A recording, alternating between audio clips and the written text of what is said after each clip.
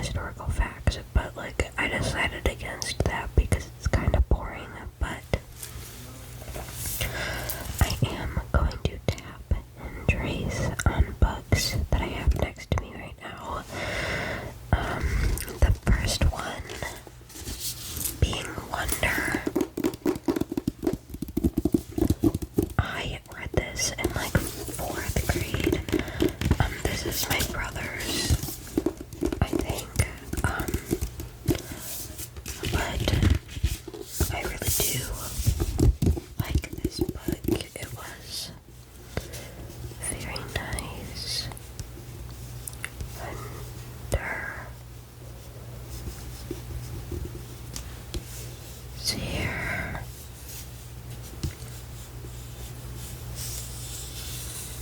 His ears. But yeah, it was very sad. I did like the movie a lot.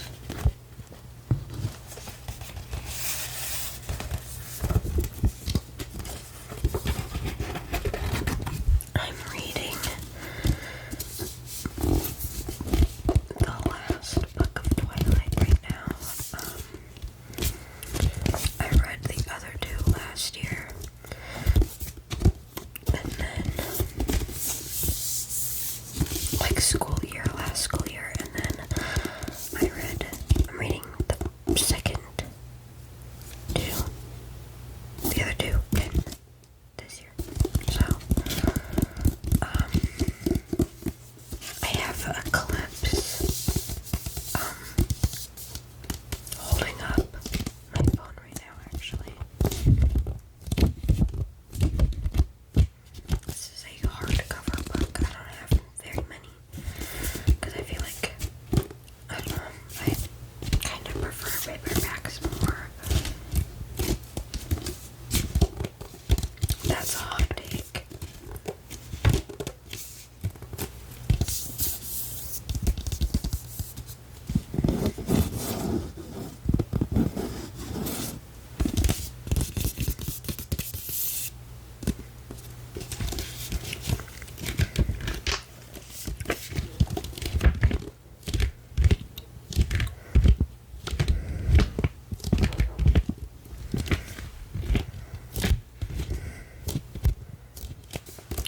Okay.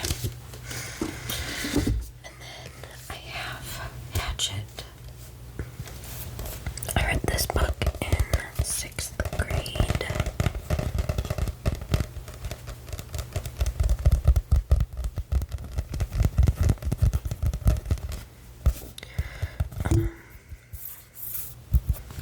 It's a little torn up. This was my 7th grade English teacher's. She left the same semester she joined, so I really do miss her. She was funny. I liked her. What is going on with my hair? Okay. But yeah, this I read it in 6th grade with with the class. It was interesting. I've always really found like any book interesting, to be honest. I really want to get The Outsiders in paperback just to have it, because we read it this year. And I am obsessed with it. It was so good. And like there were people who were like, oh, this was so boring. It's The Outsiders. What? But yeah, I really do. I want to get like a lot of books. I want the one by Karl Marx to just kind of see what it's about.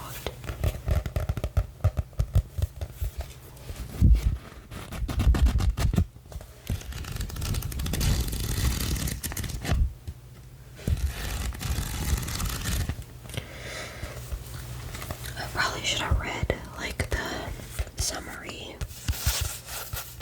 on the last one, but I'll read it for this one and the next few that I have. 13-year-old Brian Robeson is on his way to visit his father when the single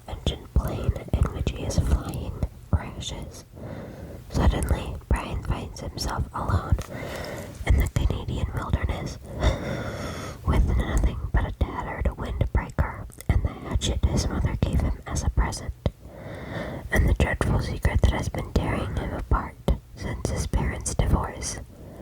But now Brian has no time for anger, self-pity, or despair. It will take all his know-how and determination and more courage than he knew possible he possessed to survive.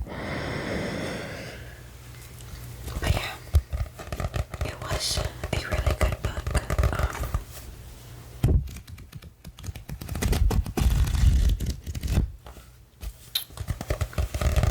I got nothing else to say about it. This is the 6th book of the series of Unfortunate Events. This is a hardcover too, but I don't think I've ever really read these. I watched the Netflix series like so many times, and if you know anything about it, it's like a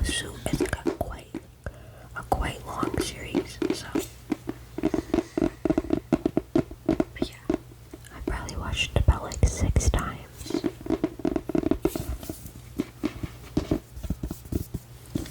I don't think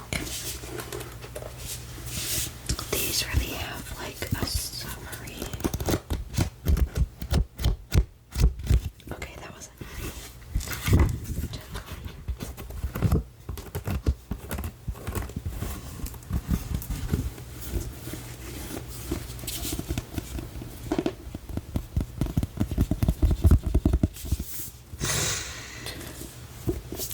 Dear reader, if you have just picked up this book, then it is not too late to put it back down.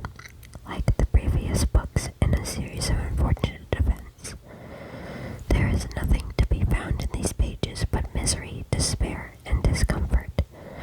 You will still have time to choose something else to read.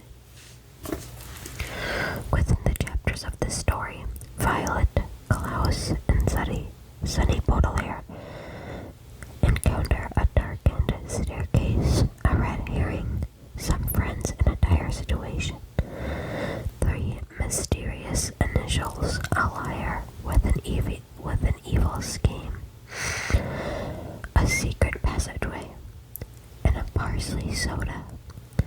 I have sworn to write down these tales of the Baudelaire orphans so the general public will know each terrible thing that has happened to them.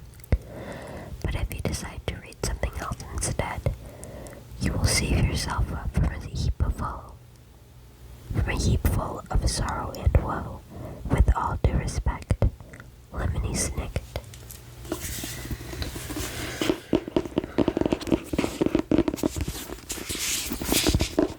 That's Violet.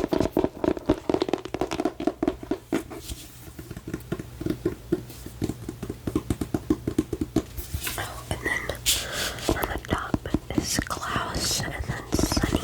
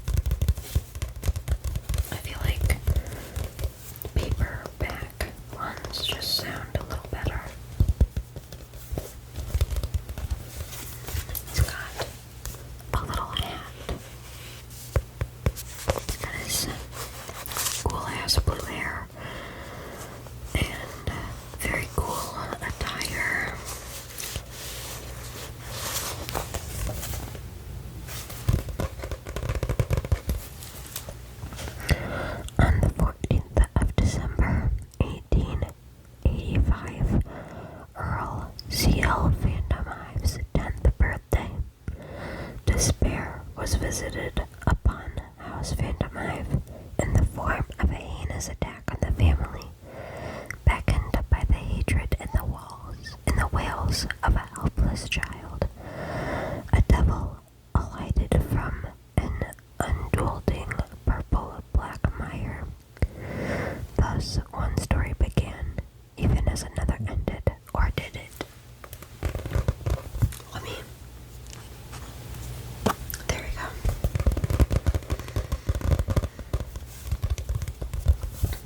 But yeah, I used to be super duper obsessed with black color. I have a little tiny William D. Spears figure up there. He's so cute. And then I have a mini keychain bitter rabbits of Grell and Sebastian. They're sitting in my locker right now.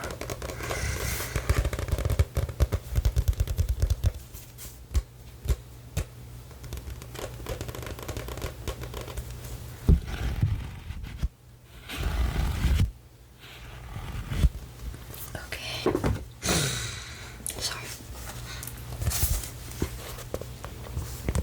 I have Undertaker on the cover of this one. This is the one with the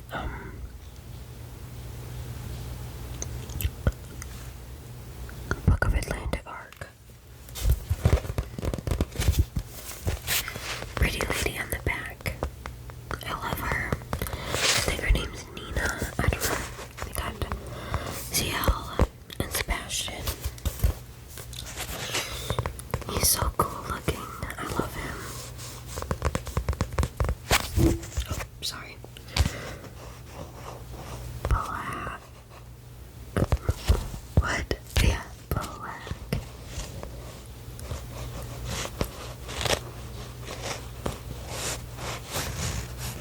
Butler. I don't know if I chose it right,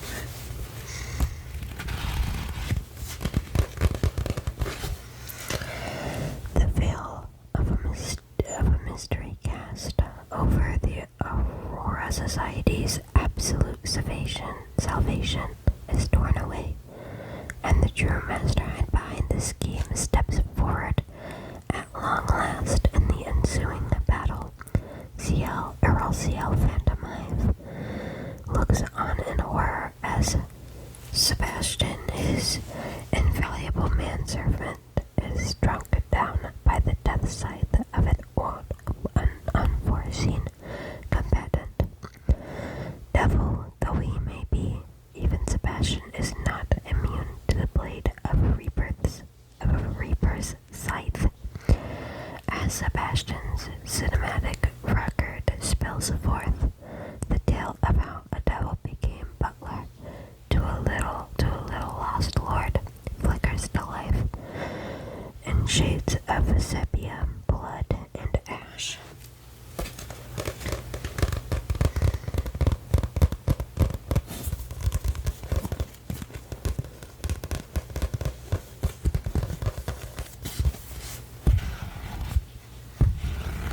Undertaker is probably one of the coolest characters in Black Butler.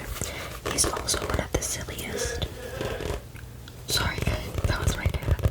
I don't know if you heard it, but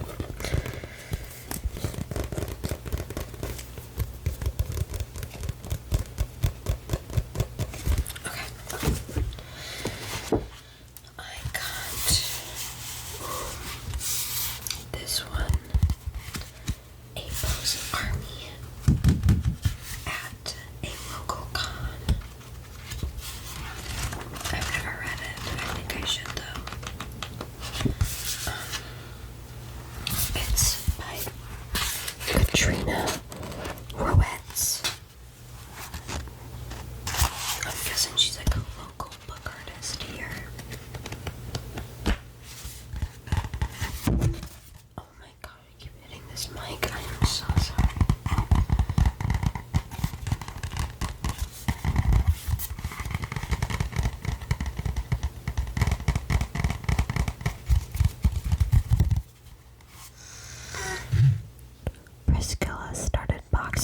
was just 2 years old. Can he spring like a kitten and spring like a bee all the way to the World Championship?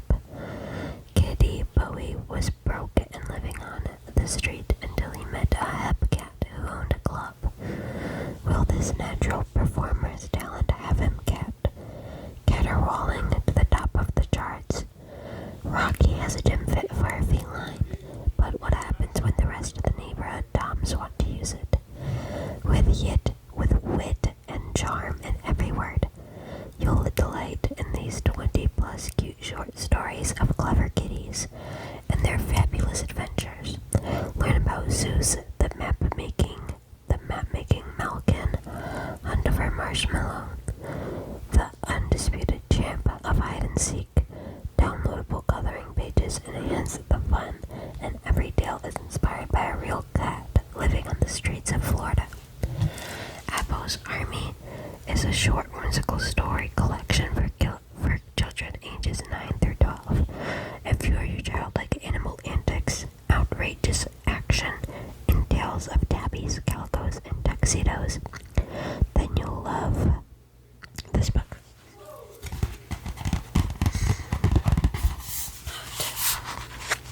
Five little kitties, I think it's 5. Yeah, 5. This one, that one, and that one. They're eating food.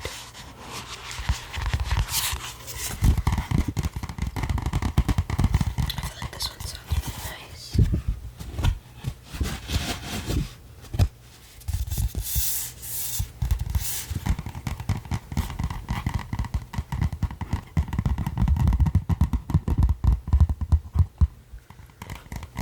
I think I really should read this. It sounds very silly.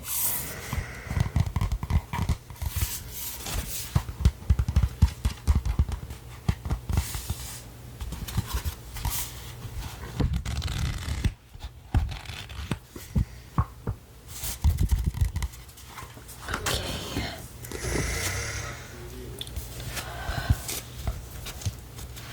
I'm guessing this is called Storm Girl. Yeah. I don't know what this is about, but it was also on, a book that I got from my 7th grade English teacher, because she had this box of books that she let us pick out from. And I thought this one was cute. It's by Jerry Spinelli.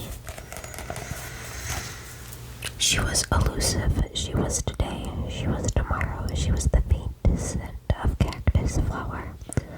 The flitting shadow of an elf owl. We did not know what to make of her. In our minds, we tried to pin her to a corkboard like a butterfly, but the pin merely went through, and away she flew.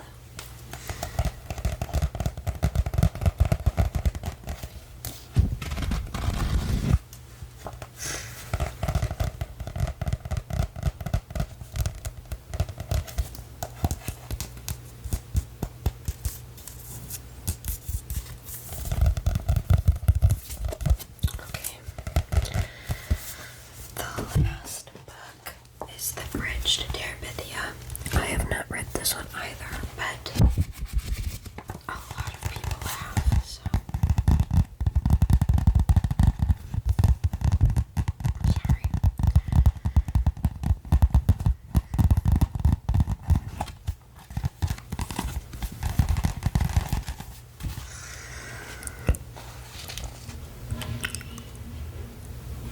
Jesse Aaron's greatest abomination is to be ambition is to be the fastest runner in the 5th grade.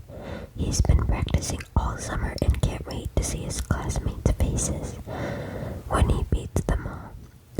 But on the first day of school, a new girl, boldly crossing over to the boys' side of the playground, outruns everyone.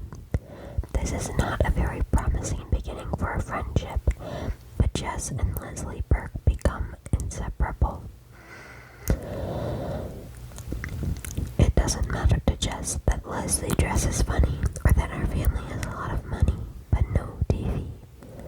Leslie has imagination. Together, she and Jess create Terabithia, a magical kingdom in the woods where two of them reign as kings and queens, and their imagination sets the only limits. Then, one morning, a terrible tragedy occurs. When Jess is able to come to grips with this tragedy, does he understand the strength and courage Leslie have given to them?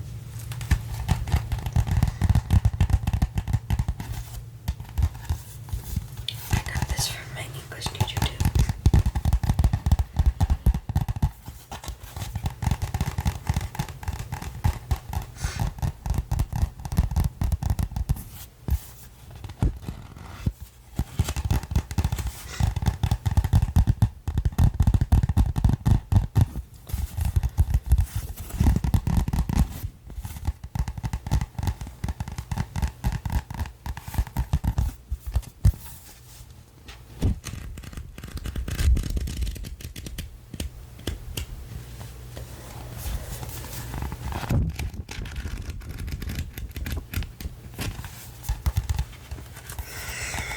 Okay.